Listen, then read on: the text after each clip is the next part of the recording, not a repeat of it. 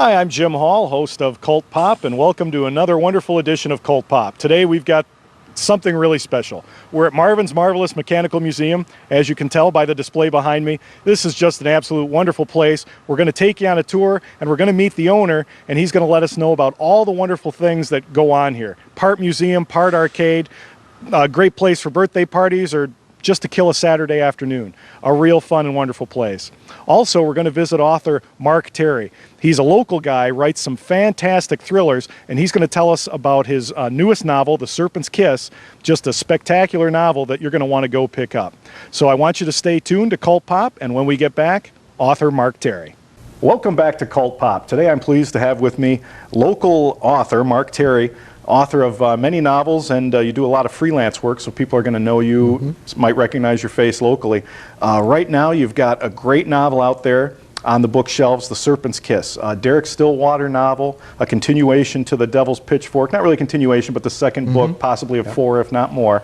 Let's start off today's show, Mark, talking about The Serpent's Kiss, and then we'll get into your other work. The Serpent's Kiss, like you said, is the latest book.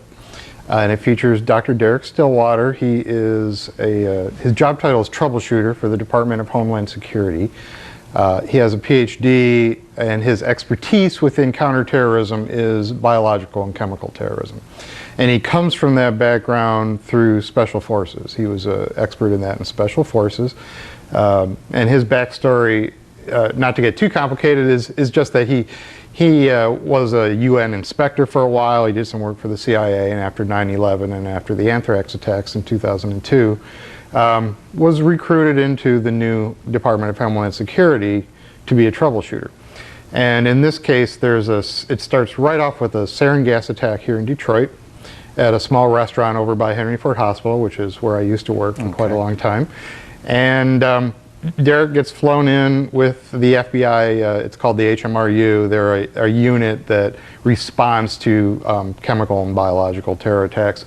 And before they can really get going on things, the terrorist, or the killer, who calls himself the Serpent, primarily because he thinks it sounds cool, like it's a made-for-TV movie, he says, contacts the media and says, I want $3 million put in this account, or I will do it again. In fact, it has to be by 11:45, or he will do another attack at 12 o'clock noon, and it'll be even bigger. And right away, Derek, working with a local FBI agent, Jill Church, is pretty much on the run. We have to find out who this guy is, or at least where the attack is, to stop it. So that's, in a nutshell, is The Serpent's Kiss. Well, Mark, The Serpent's Kiss is an just a page-turner, action-packed thriller, and all your novels, in the Derek Stillwater sense, or at least these first two, they're not taking place over days or weeks, or they're taking place over hours. So the action is boom, boom, boom, boom, boom. When you read The Serpent's Kiss, you get the feeling when you're reading, you've got to keep on reading because you want to know what's going on. So I like the fact that there's such action-packed novels, but I also like the science and the knowledge you're bringing behind it. Tell us a little bit about your previous life, if you will, and the knowledge that you're bringing to your novels. Sure. Well, I received a bachelor's degree in microbiology and public health from Michigan State, class of 1986. I worked, while I was at State, I worked in diabetes research, I worked in an animal health diagnostic lab, and my first job out of college was in infectious disease research, primarily working on rabbits, but we were working with on spinal meningitis research. And I did that for a little while. That was sort of a temporary job, and then I worked in a clinical genetics lab for about 18 years before I turned to writing full-time. So I have probably an unhealthy interest in biological and chemical terrorism, but I kind of come by it naturally as well. You mentioned that on your website, and I like that. Well, one of the things I loved about The Serpent's Kiss is, unlike a lot of thrillers out there, it really rang true, and I think because of some of the science you're bringing to it, and the knowledge with the sarin gas attacks in particular, what needs to be done, what amount of sarin component is going to do this and cause that. I really like that. It made it ring more true. Well, it's scary to me. Yeah, oh, it's horrifically scary. That's what's so fabulous about the novel, that it's so terrifying what could possibly happen. The truth of terrorist attacks, I think we're lucky, is that it's probably easier to make bombs or to hijack planes. Although as the anthrax attacks, the letters in, I believe they were early 2002. I don't know if they carried over into 2001. But if you think about that, there were very few people that died, and it was a tragedy for those who did. But in terms of terror, it had a really big effect. I mean, yes. People are very afraid of that sort of thing.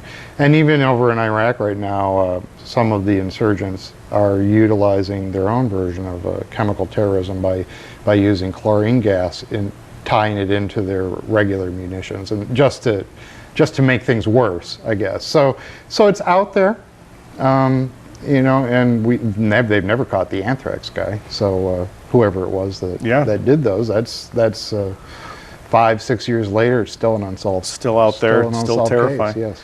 With the serpent's kiss, that terror you're talking about, the fear, you can really feel, you know, that everybody, just the local people, when they're starting to hear on the news how serious this is and what's going on, you can feel the fear throughout the characters. Yeah, well, there's two elements that I like. One is what scares you, what scares you, what scares me, and I think typically writers, when they're writing fiction, tend to veer a little bit toward what bothers them or interests them, and I, as much as anybody else, maybe more than others, is I fear the death by sickness or death by something like a gas. You can't smell it, taste it, see it. Sure, just out of nowhere. Or disease. And the other element I want to bring to that is that Derek is not your classic action hero. He has special forces training, but he's pretty terrified of this stuff.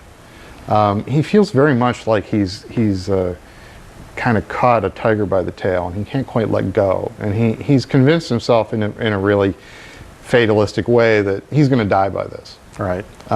And he may very well.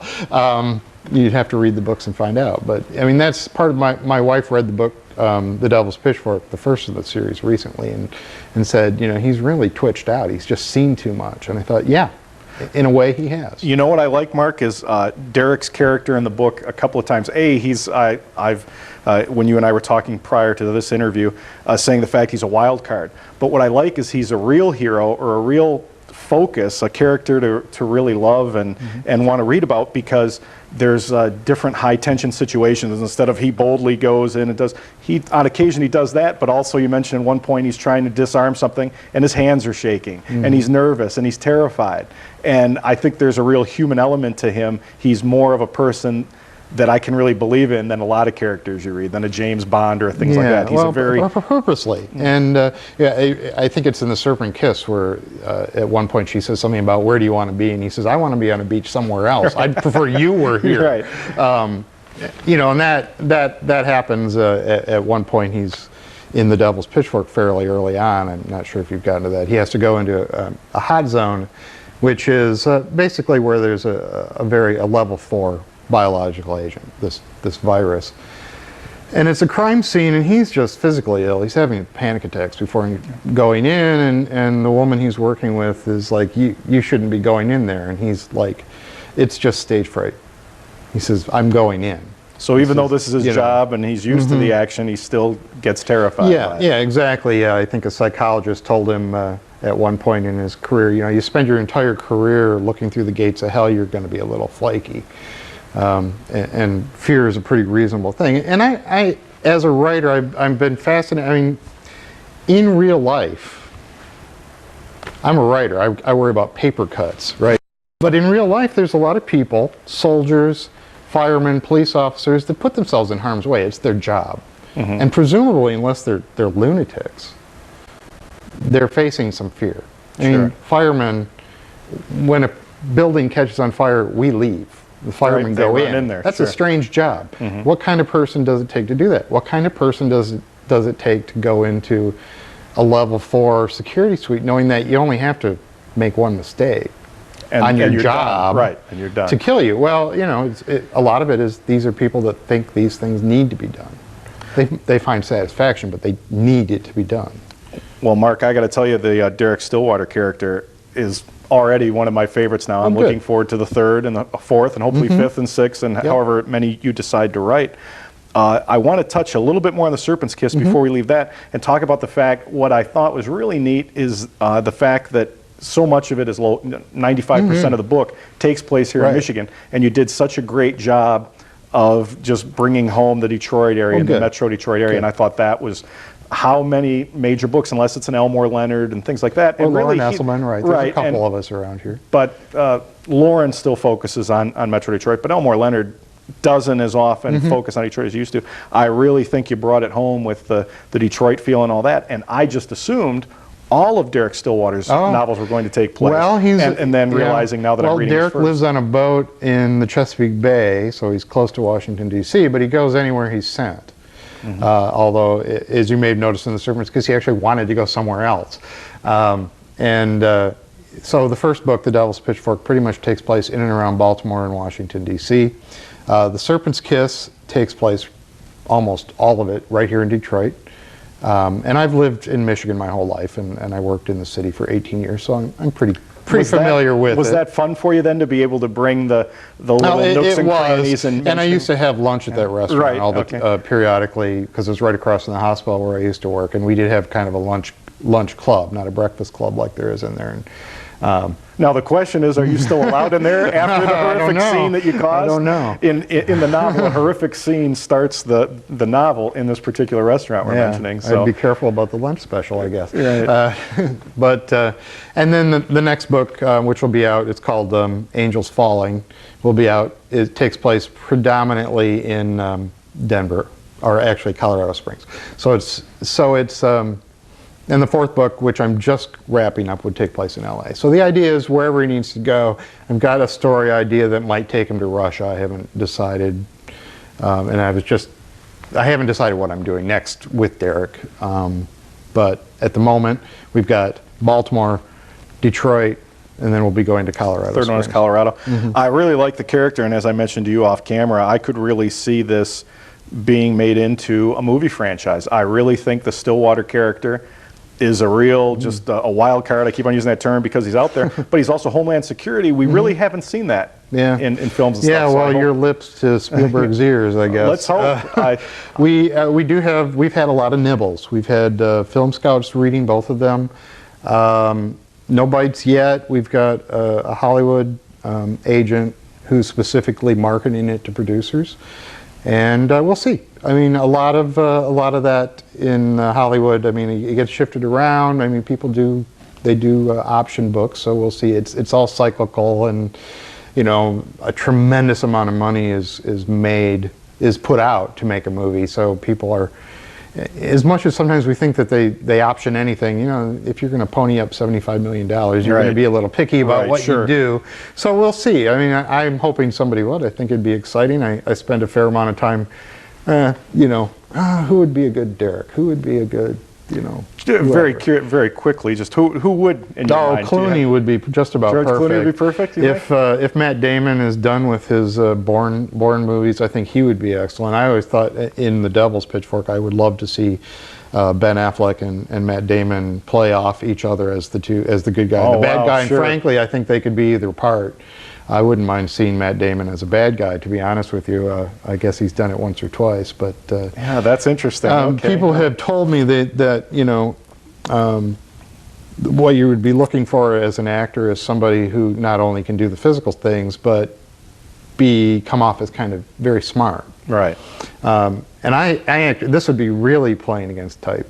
Which would be Tom Hanks, who's actually too old for the role and doesn't seem to do action films. But I thought, that would be really interesting, though, just to see someone like him do a kind of an action role like that. I certainly hope we get to the point where I'm talking to you a couple of years from now, and you're on another interview, and you're telling me, well, so-and-so is playing the role, because it's well worth it. Well, it would be fun. Now, Mark, for the people at home that are tuning in saying, God, this guy's really interesting, I didn't quite get the name of this book or that book, I want to do it.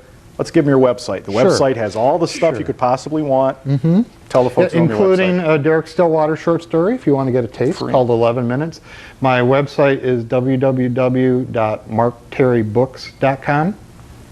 Okay, and like we mentioned, folks, you can go there and you're thinking, well, this sounds interesting. Go to the website and a free short story, 11 minutes, I think. 11 Minutes is the name of the short story. 11 Minutes, Derek Stillwater short story, and you can see if this is for you. And I'm telling you, especially The Serpent's Kiss that's out there right now. You can track down any of these books at your local bookstore or Amazon.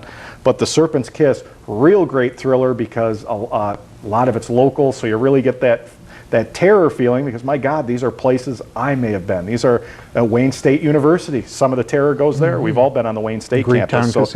So great stuff. Now, I did want to also touch on some of your earlier work. Sure. You've got another mystery, Dirty Deeds, you wrote prior to these, and then also a short story collection. Well, it's a collection of novellas. That one's called Catfish Guru. It's two, they're either long novellas or short novels. Okay.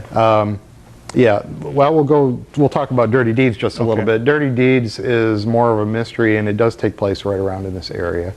The main character lives in Lake Orion. Her name is Meg Malloy, and she's a woman who got in on the .com bust early on, made a company that basically writes software for computer routers that run the internet. Sold out for a ton of money and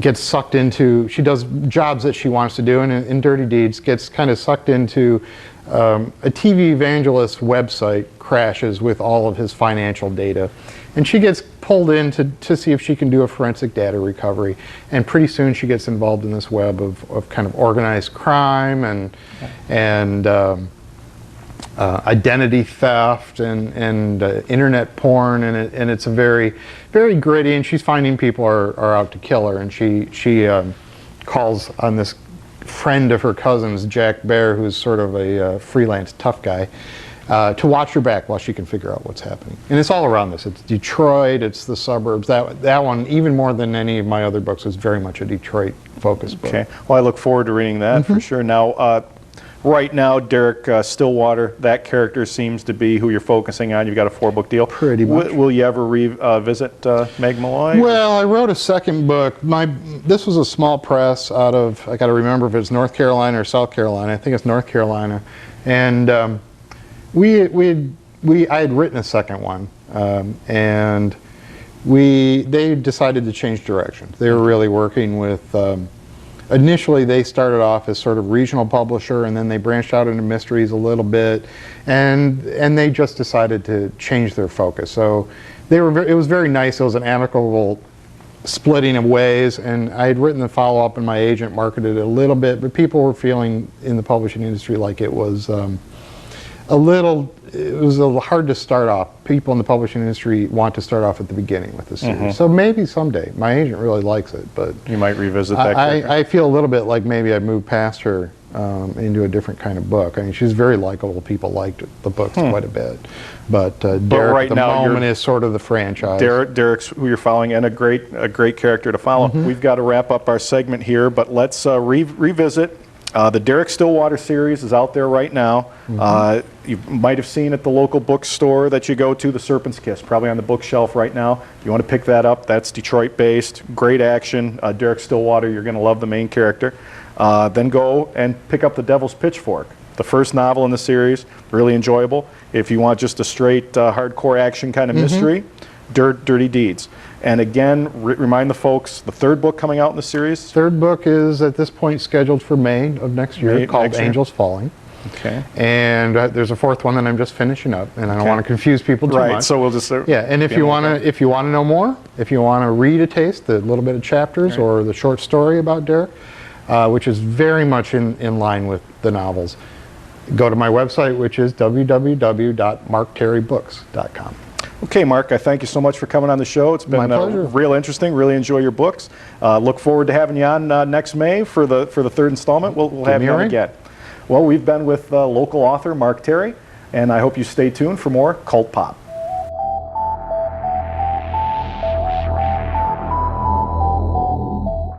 I've got a real treat today, folks. I'm at Marvin's Marvelous Mechanical Museum, and let me tell you, it's one of the coolest places for a young kid or an adult to visit. Part museum, part arcade, part day fun. I'm with Jeremy Yagoda, the owner of Marvin's Marvelous Mechanical Museum, a mouthful. What a wonderful place you have here. Tell the folks at home a little bit of the history. Well, this was originally Tally Hall. It was a huge enclosed food court that opened in 1980, and we started with just a couple machines in the corner, and we slowly took over quite a bit of the food court. That was open from 80 till 88. They closed down to redevelop the mall, and we reopened in 1990, and we've been here ever since. Marvin's Marvelous Mechanical Museum, 4 words, hard to say, but a great place. Hard to describe. It's not it's not just a arcade. It's not just a museum. It's a place you can have parties. It's a place kids come to as a typical arcade, but it really is a whole lot museum. Tell us about the museum part of Marvin's Marvelous Mechanical Museum. It's a place for people of all ages. It's really a sensory overload. We have parts of Detroit memorabilia like old Nizer Brothers 5 and dime stores hanging up, old magic posters from the early 1900s from famous magicians, all the way up to your most modern video games and kiddie rides. We have lots of circus memorabilia. Just there's a little bit of everything in here to amuse everybody. Jeremy, for an adult like myself and for kids, there's going to be 2 different attractions. The kids are going to love a lot of the little rides you've got, but they're going to love the modern games. You've got all the modern games, all the cool stuff. The great place about the museum is that when I come, if you bring kids, the kids can go one place and the adults can walk around and just soak up the flavor of all the old-time memorabilia, all the old-time games. But the attractions, I love so much things like the Cardiff Giant, I don't know if you call it a game or attraction, the Fear of Spiders, Ask the Brain. Tell us about some of those. The Cardiff Giant was one of P.T. Barnum's greatest hoaxes of all times. On his farm, he was digging a well with his friends, and he dug up this statue, which he's planted a little bit before. But it was simply just the greatest hoax because it was supposed to be some lost giant race. People knew it was a fake, but he still made a fortune touring it around the world at a nickel a head for years. But people were so starved for entertainment back then, they still came and saw it. Then we have the beautiful old magic posters from that same era, which are unique. But some of the really unique attractions we have will be the machines like Fear of Spiders, which is a handmade machine by an artist out of London, which you'll have to see what it does. You'll get a great kick out of it. Then we have things like Ask the Brain, which is your modern day fortune teller. He looks so realistic, it's unbelievable. You look under his fingernails, you see all the dirt. He talks to you. He gets a little bit of an attitude with you at sometimes. Ah, what do we have here? A human seeking advice from the brain? Well now, let me ask you a question first. Do you have any idea what it smells like in this booth after a corn dog? Ho, ho, ho. Jeremy, you and I were talking off camera earlier, and there's a misconception about one of your favorite pieces there. Everybody comes and says, oh, I recognize this from a movie, and I remember that in the Tom Hanks movie. And it's not exactly, and you know what I'm talking about, the fortune teller. Tell us a little bit about the background of that. That's Zoltar the fortune teller. Everybody thinks it's Zoltar, which was from the movie Big, was a real machine, and they think we have it. But anytime anybody sees a fortune teller, they think that it's the one from Big. What we actually have is Zelda, which is a true old fortune teller from the 40s. She does a little trick over some mystical cards and dispenses your fortune. The one from the movie Big was never really a machine. It was just created for that movie. So you guys haven't seen that one anywhere, but you need to come and see Zelda to find out your future. Let me tell you, Jeremy, a lot of my friends say Zelda's right on with her fortune-telling abilities. So folks at home, you got to check this place out and see what she has to say. I wanted to touch on something I love. It catches my eye every time we're inside there, and that's the giant posters in the back of the building. Tell us about those. Those are all authentic posters from the 30s and 40s from magicians that would travel around. When they would come into town, they would put those billboards up on the side of barns and things like that. We have the largest collection on display in the world for the public of magic posters. Those are all authentic originals, not reproductions or anything. And it's just amazing to see how massive they were, the brilliant colors that they used back then, because those weren't printed on laser printers or anything like that. They were just made by hand and stone-carved printings back 70, 80 years ago now. How big are some of those? At least 8 by 10 feet, 6 by 8 feet? Something? Oh, yeah. I mean, they're monster. They're full billboard size. I really don't even realize the exact measurement. They're just gargantuan. They have to be seen to be believed. They're in the back corner, just hanging up for everybody to enjoy. Jeremy, another one of the great features of Marvin's Marvelous Mechanical Museum is the self-playing orchestra, a really, really unique item. Oh, it's an absolutely amazing piece. It's truly a one of a kind. There's over 90 instruments, all self-contained, that actually play. It plays anything from your classics, from jazz, Take 5 by Dave Brubeck, all the way up to some of the most modern music out there. Every instrument actually plays is what's unique. A lot of machines like that will simply look like they're playing and have a music track behind them. It's something that you have to come in to see to believe. There's thousands of songs in there. We use it to play Happy Birthday for all of our birthday parties that we have in there. And just as you're going throughout the day, it just plays random music. We put songs in there for everybody to enjoy. And it's one of those things, when you see it, you just have to stop and stare at it because you've never seen anything like it before. Jeremy, I mentioned to you off camera that the first time I ever came here, one of my good buddies said, when you come to Marvin's Marvelous Mechanical Museum, be sure to look up. Tell us what that means. There is something everywhere. We are 5,500 square feet, and every square inch of this place is covered with something. When you walk into the doors and you look up above you in the vestibule, there's old pinball play fields as the ceiling. When you walk in, there's a airplane conveyor, there's a laundry conveyor that goes around the whole place, flying scale RC model airplanes rotating all around. You just have to look up and see. There's something everywhere. I can't reveal it all to you because you've got to come in and see it all yourself. But you could keep coming in here. You could come in here once a week for a year straight, and you will always find something new in Marvin's. Oh, I absolutely agree. I absolutely love this place. And I come about once a year, once every 6 months. And every time I see something new, I discover something new that I absolutely love. You mentioned something that I want to hit on. For folks at home with a lot of kids, you do birthday parties. And it doesn't have to be a kid. An adult can have a birthday party here. Tell us about the birthday parties and things like that you can have here. We have lots of great birthday party packages. They cover your food. They include some quarters for the kids to play and have fun. And we do birthday parties for all ages.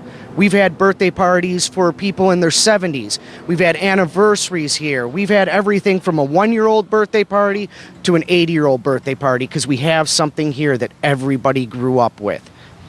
Also, if you come, you drop the kids off for the afternoon, you're located in a mall area with a lot of other things. The adults might want to do something. Kids can have lunch here. Adults can have lunch here. You've got food, beverages, and all that type of thing. We have a full snack bar with popcorn, cotton candy, pizza, hot dogs, things like that.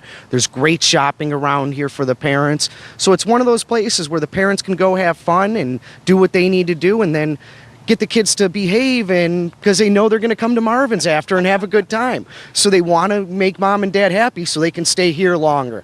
You're absolutely right. And the adults, I think, kind of want to come in here for a while and have a good time.